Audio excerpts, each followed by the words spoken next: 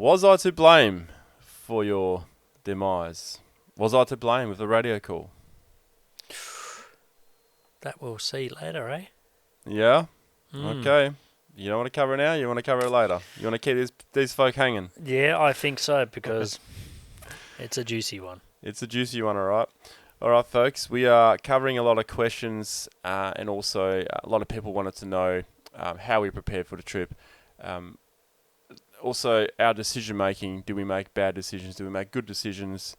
Also about the weather. Did we know about the weather and the crossing itself? Should we have crossed it? Let's find out. Okay, Let's jump in. let's just jump right in. Let's just talk about the weather to start with. What did we have again that was predicted? There was like one day. I can't remember if it was the Mount Dare side or the Birdsville side that had like a sprinkle. It was like a couple of mil predicted, right? Yeah, that's right. On one of the days. Yeah, one day it was tiny bit of drizzle in the middle of the day, which should, going by the reports, done nothing. Yeah, but by that report, it actually rained before that. Because we were out there before that day. It was supposed to rain. Yeah, that's right. We were supposed to Should be have in been behind Birdsville. us. We were supposed to be in Birdsville by the time it would have rained. That's right. Yeah. So when the rain came, it's bizarre. When you're out in the middle of nowhere, it's a bit like down at Twilight Cove or just the whole Baxter region down south. They record the weather at Esperance. They record the weather at some of the roadhouses. It's always incorrect. Yep. Always incorrect. And we've been there before, and we've seen storms form during the day, form overnight, and then just circle and just hang around in like one region.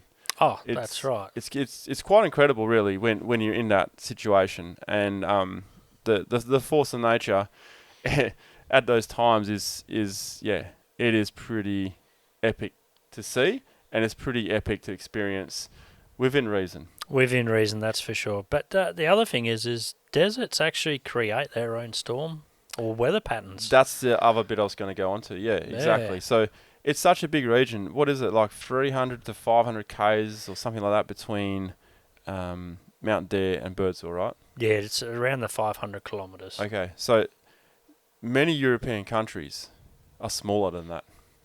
That's So the weather out there can actually develop overnight. It can just come from anywhere, like we found out up in the Ashburton during wet season. Oh, wow. That just formed between the mountains. That's and right. Do you remember that when we were supposed to do that live? We were supposed to do that live show, right? But the internet was so crap, so we failed in doing the live. But it just started pissing down. It wasn't meant to rain at all. Oh, that's right. Yeah, I vaguely recall that weather report said it was clear blue skies. Yep. I remember you saying that, and all our gear had to be shifted. That was a nightmare that day. Anyway, let's get back to The Simpsons. Yeah. I just wanted to talk about that because it kind of also reminds us of how unpredictable it is out there and how prepared you have to actually be. Oh, that's right. Now, there were many comments in here, most of them positive, but there were many negative comments like, they knew it was going to rain, they knew this weather event was coming, this was predicted. And one guy even said that that we was told by someone not to go out there. Is he watching the same channel? Because no one warned us about anything. Who was that? Oh, sorry, Mitch. I'm going to have to call you out here. So, Mitch8719, you know they did it deliberately. They knew the weather front was coming in and were told by numerous people that they shouldn't go. It's tossers like them that have tracks closed. I don't mind being called a tosser, but we were not told by anyone about the weather that was unpredictable. Oh, that's right. I mean, while we were at Mount Dare, I am pretty sure the owners would have said, don't go, if they had known there was Was that the guy who storm. told us not to go? Wow. I'm kidding. No. It was bone dry. Now, they had some rain out there because everything was pretty green, but that was a little while ago because it was freaking dusty. Oh, it's super dusty. As you would see. Yeah. Dusty as. It was getting in everywhere. Now, can you imagine being in that area when it would have rained like that? I would probably still be You- sitting there. Yeah, you would still be sitting there. Well, the cars That'd would be- be in concrete now. Yeah, that'd be worse than a salt lake, because here's the thing with salt pans and salt lakes. If you're on the correct track, they can actually be quite full of water, and you can drive it. Yeah, The problem is you got to know where the track is. that's right. So we don't really know the Simpson as well as other areas, because that was the second time we've ever been. Second time we've been in that salt pan. Now, I remember doing a tag along tour down near Esperance. So you got to go to Israel Bay, and then you got so many salt lakes to cross. Oh, yes. More salt lakes to cross than actually probably on par with the Simpson. There's a lot, man, Yeah. and they weave and turn. Now, I've done that area so much that when we were there, a lot of them were like ankle deep water. Some were knee deep even. And what I told everyone was, just follow me like a choo-choo train, Yep. and we'll make it through this.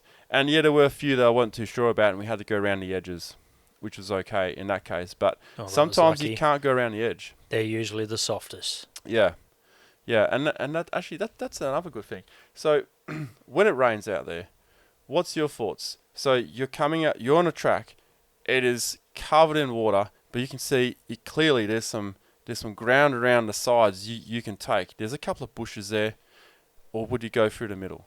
I'd go through the middle because that's where everybody's been driving for, well, let's just say years, so the ground's compact. Exactly. And that's what I was trying to extract out of you. I knew you'd answer that, because we have this conversation when we're out. Oh, yeah. Because the reason why we have that conversation every time is, oh, someone got stuck there. Because Yep. you can see where people go off to the side, and they just sink.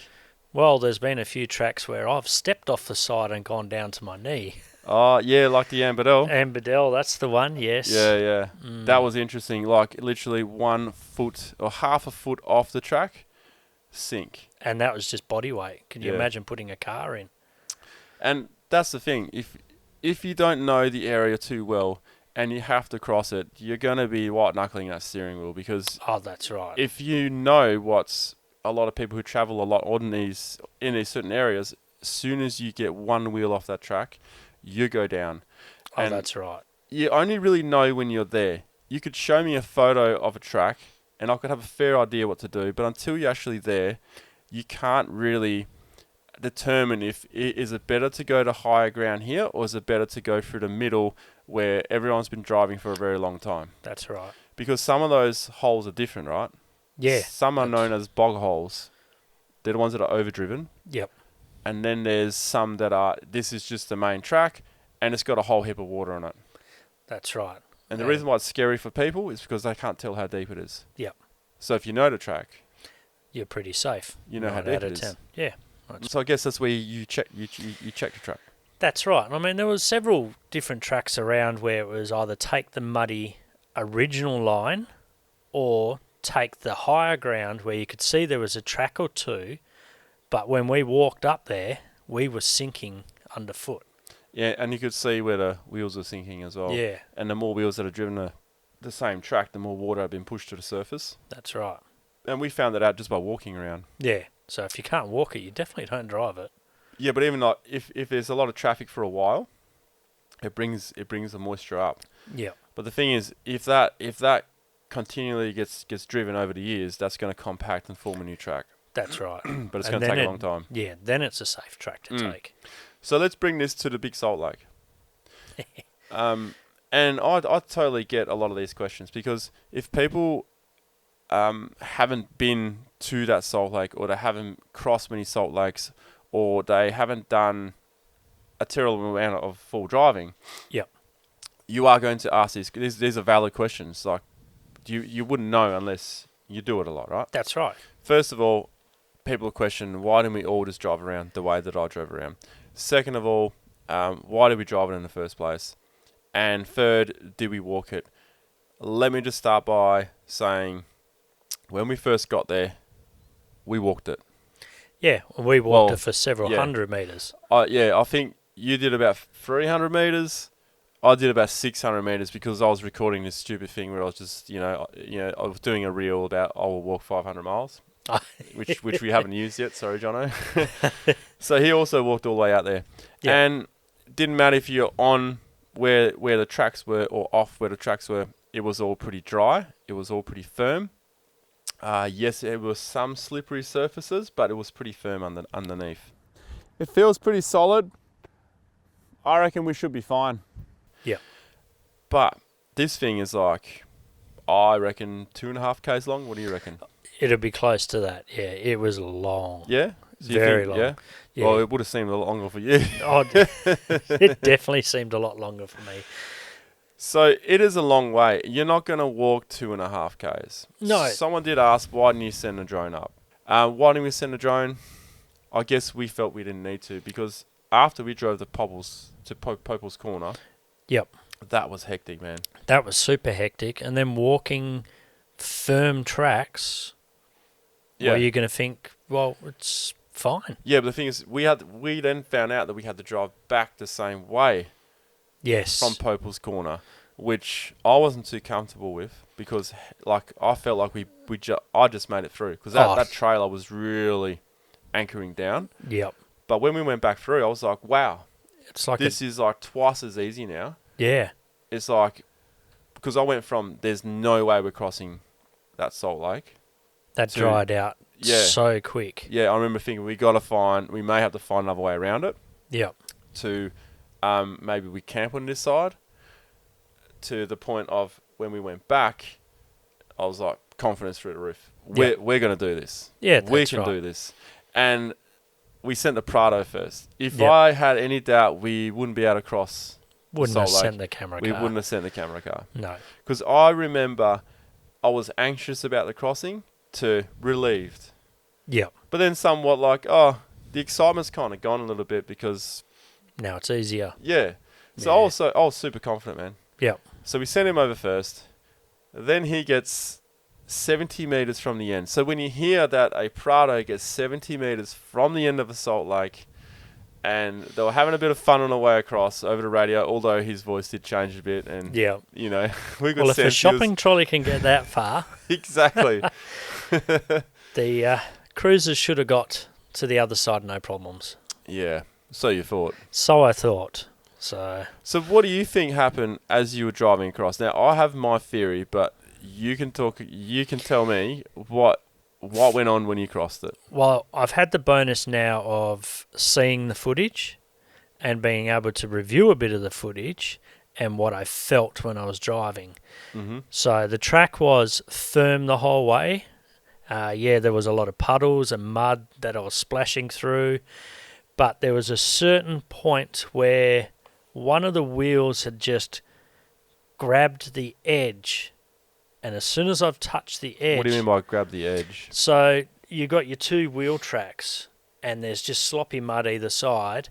I've either accidentally oversteered and put my passenger driver's wheel or passenger front wheel into the mud, and it's kind of pulled me into the slop. And of course, as mud does, Okay, then over exaggerated your turn, and then you've gone to, and then I've hit a big correct rut.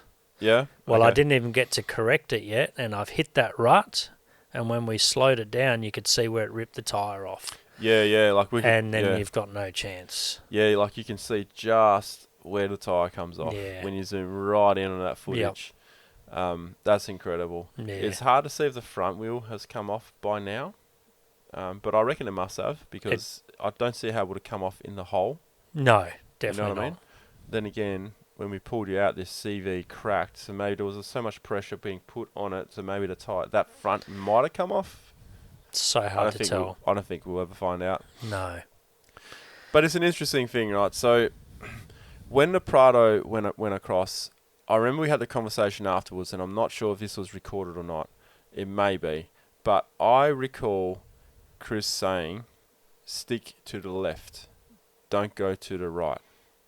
So from You're right, I do vaguely Yeah. recall that. So from what he experienced, we're not blaming him in any shape, way, or form, and it's not the cameraman's fault.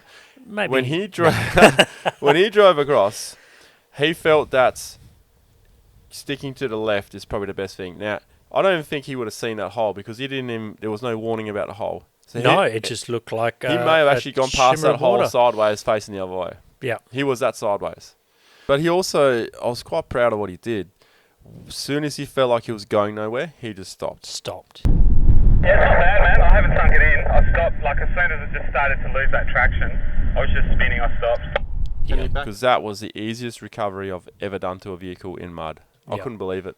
It was like, oh, I don't even feel like I pulled it. Well, he obviously didn't learn that from me. You look like a wounded insect that just kept going. Oh, But that's what happens when your ship's going down, eh? yep, that's right. It was a horrible feeling. And one thing I can say for sure, there is no way I would ever do anything like that Yeah. just for content. So the question is, could we have gone around? All of us. At the time, we probably could have because you made it around. So yes, we could have. Yes. But I just wanted to address that. yeah, So we could have gone around. We- So why did we cross the middle? Because it would make a better shot, and we thought we could cross it. We sent the Yep. camera car first. So I just want to tackle all those questions that we got, because there are valid questions. yeah. So yes, it was for content, but not for that type of content. Oh, It was definitely not. what we wanted was a nice drone shot cutting across 90 degrees, and then watching the cars sort of driving across the Salt Lake, and then like that. That's right. Like those cool shots. Like I think we did one before around that area. No, Yep. I didn't have the drone up that time. No. So that was the intent of that shot. And also, Chris wanted to get out with a 300mm lens and get that really nice shot. Long Like he shot. wanted to walk out to the middle of the Salt Lake, Yep. kind of there, and then like shoot right out and get that sort of like deserty, like get the heat distortion and all that. Yep. That's the shot he wanted us to get. Didn't get them. He got far No. better shots. But I'll tell you what, the way around that lake was pretty sketch. And there was an urgency for me to get to the other side, which also made it probably a bit worse. It got to the point where I was getting sideways and the trailer was getting opposite sideways, trying to go round on the Salt Lake. And it got to the point where it was like, stupid, slow down. Yeah. Or I'm just going to flip the car or something. And that's when I got onto radio to you and I said, have you stopped sinking? Is it going to get any worse? Is your situation going to get any worse? And that's when you said, No, because I had climbed out, had assessed everything, that the car can't go any deeper, it can't tip over. I mean, the damage was already done. It couldn't get any worse. yeah. So that did two things. One, it probably made you realise it's not going to get any worse. Yep. And for me, it slowed me down. It was like, okay, well now I can concentrate on just getting to the other side and not worrying about getting there fast. Yep. Which was a good thing, because I think a couple of kilometres later, because it is a fair way around, Oh, it does add time. It felt like hours. It from would have my felt like side. hours for you.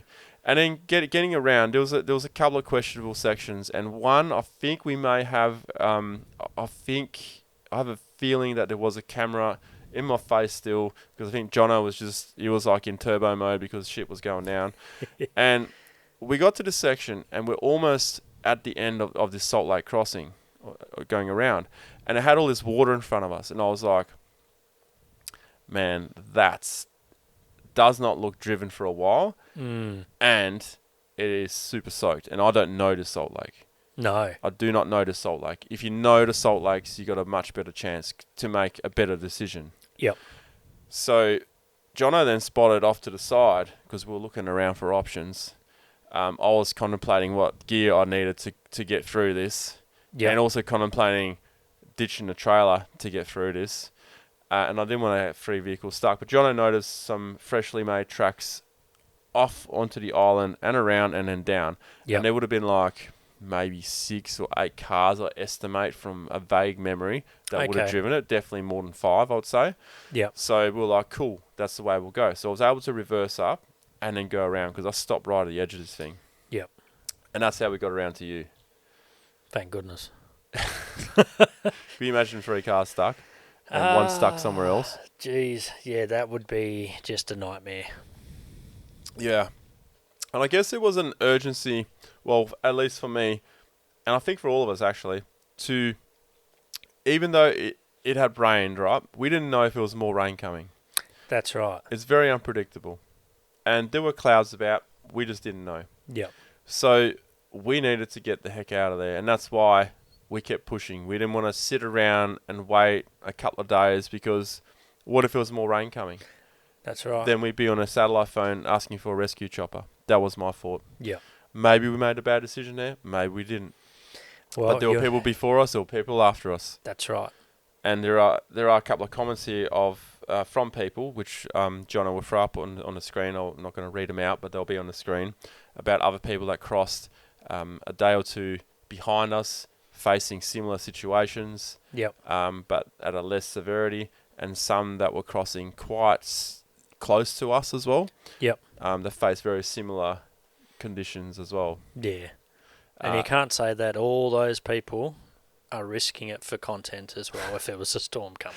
The thing is, when you're like, okay, if you close a road and you cross the road closed sign, then you're a dickhead. And you're actually breaking the law. And you're breaking the law. I think in Western Australia, it's like $10,000 per wheel that goes past. Is it $1,000? It's very hefty. It's in the thousands per wheel. Yeah, I know you don't want to be a truckie. No. Because of what damage you're going to cause, right? But if you're already on the road when it's closed behind you, which we've been in that situation a few times. That's right. Especially wet season. You can't predict when the weather's going to come sometimes. Yeah. And when you're out there, you're not checking the weather every day either. Well, once you've lost signal, you can't. Well, you can by sat phone, but To a certain we generally extent. get a forecast, and that's the forecast we go with. Yep. Like, it's not really on our mind. Once you are on that road and it's closed behind you, you have a legal right to get yourself out to safety. 100%. So that is how I'm going to answer a lot of those trolling comments, even though 90% of the comments are positive. So thank you very much, audience. Yes, and thank you very much to the trolls. I love the trolls as well. If you don't have trolls, your channel's going nowhere. I must admit, some of the comments really had me laughing, because It is good comedy as well. Yeah, Yeah. that's right. I always wonder what it's like sitting behind a keyboard and being a hero.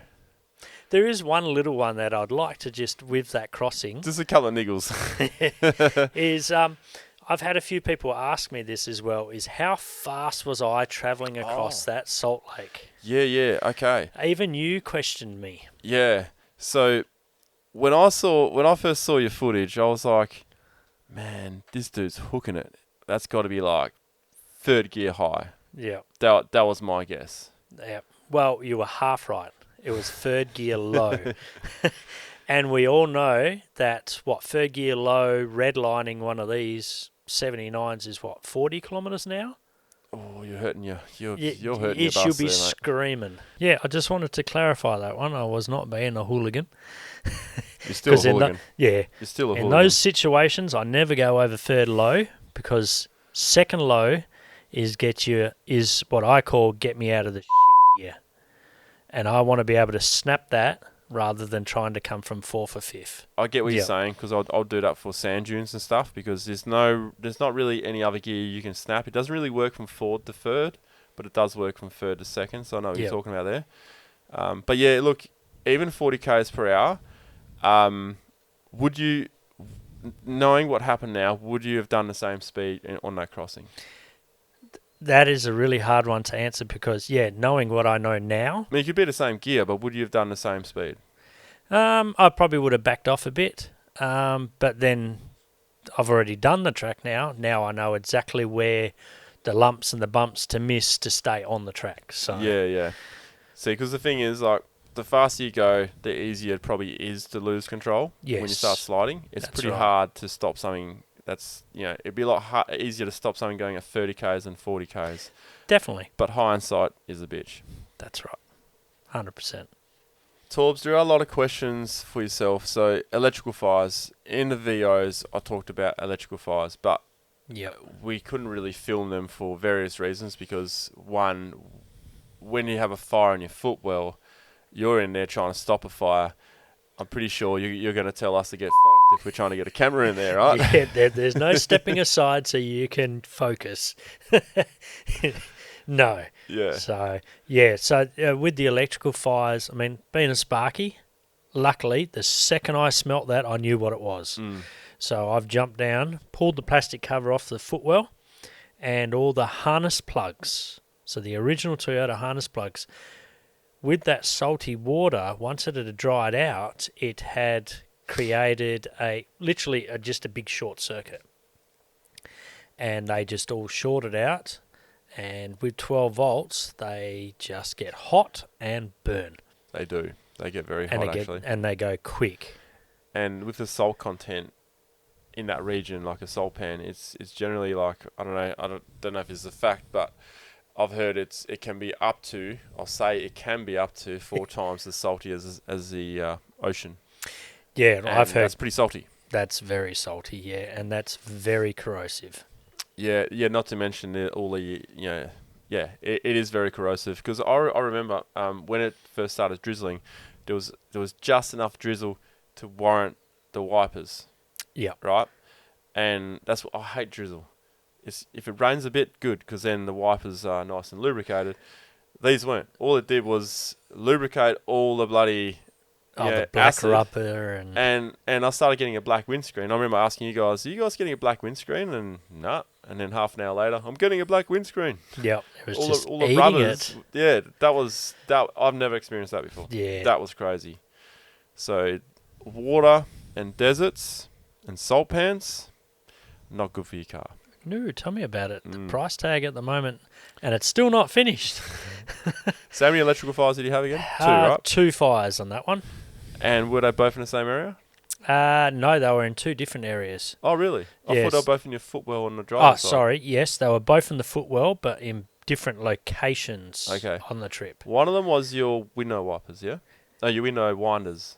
Yes, so both same location in the vehicle, so both down the driver's footwell, and all those plugs actually do your locks, windows, pretty much everything that's got to do with your doors. There might have been a couple of other things that didn't notice, not important. Another thing that left a lot of people wondering was how your tyres fell off the back of your car and how they happened, just like one and then the other. Like, that looks so set up. Like, when I saw the shot, I was like, what in the actual fuck happened there? And the funny thing was, we heard on the radio, "Oh, Torbs, are you aware you just lost the wheel?" So that was Jacob filming. He would have said that when the first wheel came off, because I looked at Jono looked at me, and I think we both were thinking that, oh shit, we haven't put his car back together properly, so your front wheel's fallen off. Okay. Then we got out of the car in a hurry, and all your 4 wheels are on. And then as you drove past us, oh, where's your spare tyres? I recall that coming over the 2-way, and my first thought in my head was, this is too soon. I thought it was a joke. I thought it was a joke, and it was like, this is too soon. Go yourself. And then I looked up in the camera, and I saw the 2 wheels rolling off into the water. Oh, that is hilarious. And my first thought was, where was this Chinaman that I run over? Because it was just one after another, wasn't it? Yeah. And I'll tell you what, those wheels were not fucking right Oh, no, it took 3 of us to carry them back onto the car. Yep. Because they were loaded with mud. They were loaded. So I've thought about this a lot, how it could have happened, but I have a 25mm threaded rod from the base of my canopy, which the wheel sits over, with a big steel ring and 2 big nuts. Mm-hmm. They hold an inflated tyre on, no problems, because it's beaded on the rim. So what my thought was is, when we tightened them up, the rubber was hard against the canopy, but the rim was bouncing as we were driving because it was not seated. Okay. Causing the threaded rod to slowly... Sure. That is one theory. It's plausible. But another plausible theory, you were really tired and you used the Ugga Dugga. You used my rattle gun to just tighten it. Yeah. You didn't use your hands that day. I didn't. No. So I couldn't I feel reckon, my hands. I reckon you may have sort of not threaded it properly or something. It's highly possible. But what Maybe a combination of both. it probably is. But what I can't figure out is probably is. It probably is. But what I can't figure out is how both of them fell off Yeah, I know. within seconds of That's each why I'm other. thinking it's a rattle gun. Yeah. The you had chef call. That one. You able to talk? No! Let's dissect that one. Should we... Actually, we'll run the raw footage after you talk about it. How about that? Yeah, that sounds like Or a should we good do idea. it before? Before or after? No, let's do it afterwards, because Okay. otherwise it'll spoil it. All right. Go on then. Was I at fault? No, you weren't at fault. I got asked this one a lot. Yeah, so did I. Um, You more though. yeah, Some people definitely too me scared more. to ask me that one. Yeah, they kept saying, "What? It's Ronnie's fault. He made you answer the two-way." Well, the first thing I've got to say is, I'm a big boy, and I can choose if I'm going to answer the two-way or not. That's right, because you ignored me a lot in that one. That's why. Can you talk? That's why I said that. Yeah, and that was, yes, I was having a lot of fun at that stage. If I remember correctly on the footage, I was grinning a lot and Yeah. laughing. Let's just show that right now. Just got to get this cameraman. Fingers crossed I make it across. Seriously, man. Oh my god, it's actually a river. You alright? Holy crap, it's like half a metre deep.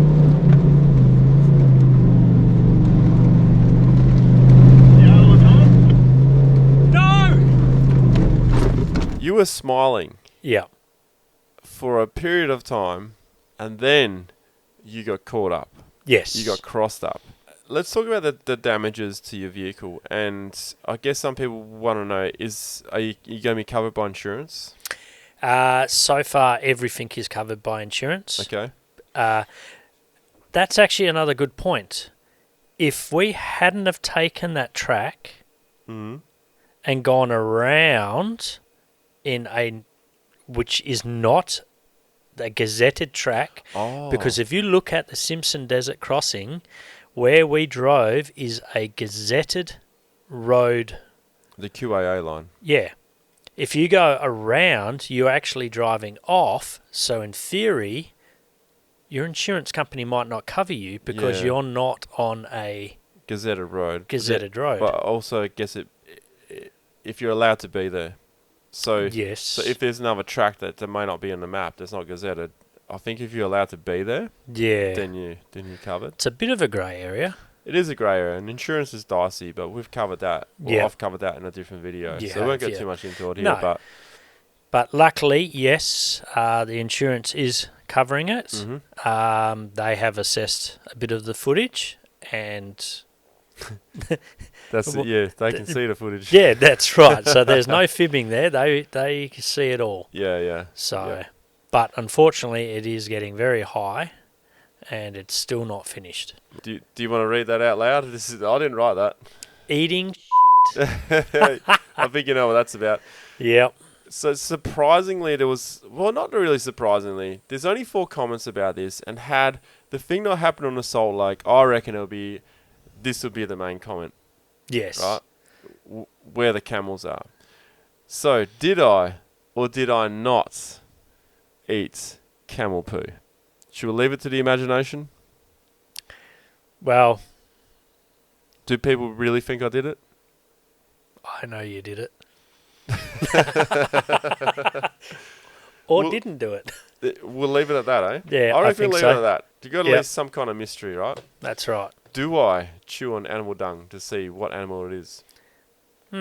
Ace Ventura. Because does I did remind you just before then that all it is just chewed up grass. it. Overview on prep. Oh, let's just address. There was one comment that said, "You ran out of food and you're running out of fuel. You're very underprepared." Well, here's the funny thing. Luckily, we were over-prepared, because otherwise we would have actually have had no food, and we would have been stuck out there with no fuel. We would have had to have drained all the tanks we could, put into one vehicle to go into town eventually to fuel. get some fuel. Can you imagine that? Will that 'Cause guy make it back? Oh, yeah. Because what were we, 4 days Oh, we- behind? We had estimated, we were 3 days behind. we were 3 days behind because of the weather and all that. It took us longer. We did take our time, but that's the thing. You can't really tell when you piece a story together or a travel story. It's hard to gauge how much time do we spend filming, how much time do we spend waiting around. So therefore, a lot of things are left out, and that's why these questions are. And that's why we're doing this video, to answer those questions, I guess, right? So, prepared. Yeah. I believe we were over-prepared. I think so too.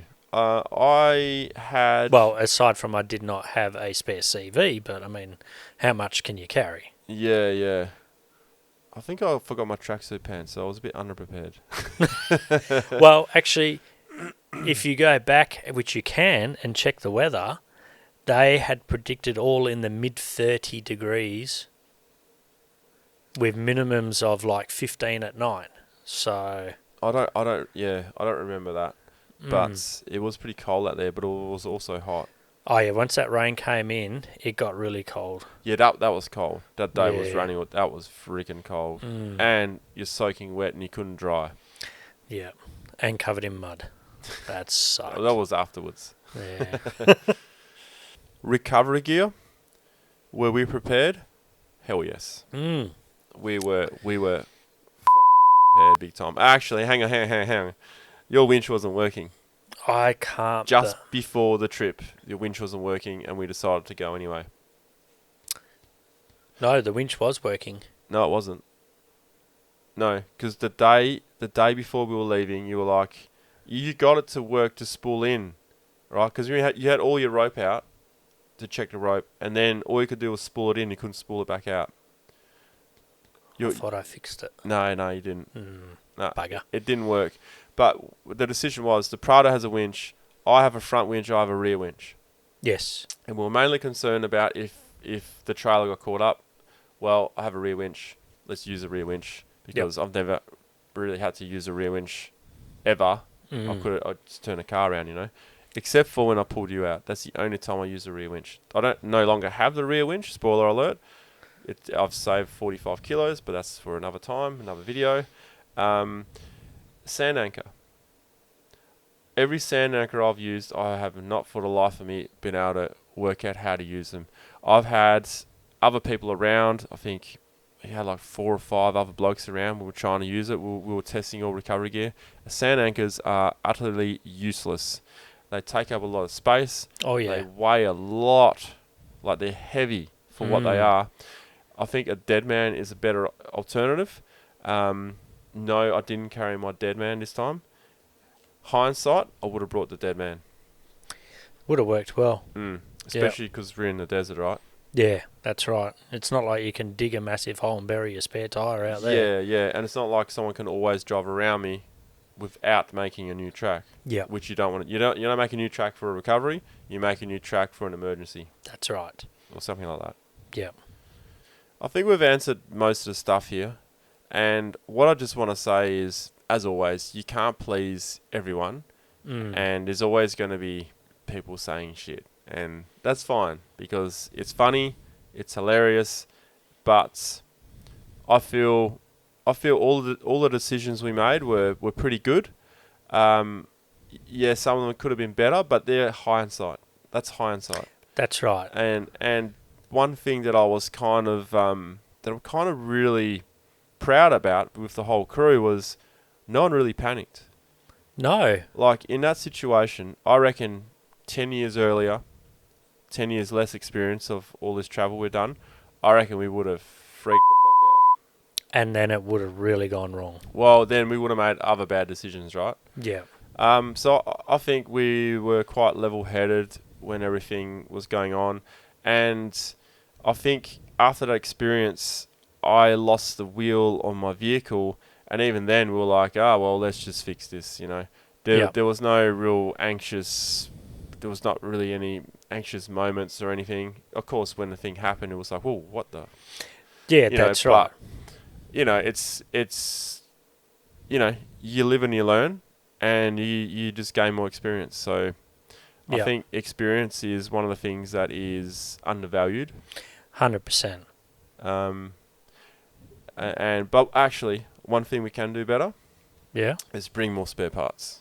Yeah. Like that CV needs to be reinstalled into the spare parts box. Yeah. And until you get your axle upgrade, which will, until then, you should really carry a short shaft because they're the ones that break. Yeah, that's right. Yep. Not an upgraded one because it shouldn't break, but it does happen on a previous one. Yes, I've actually heard that many a times. Yeah. Anyway, I think we've addressed most of the stuff here. Yep. Yeah. Thanks for watching, everyone. Thank you. What do you think of the setup? I like it. More importantly, what do you guys think of the setup? Yeah.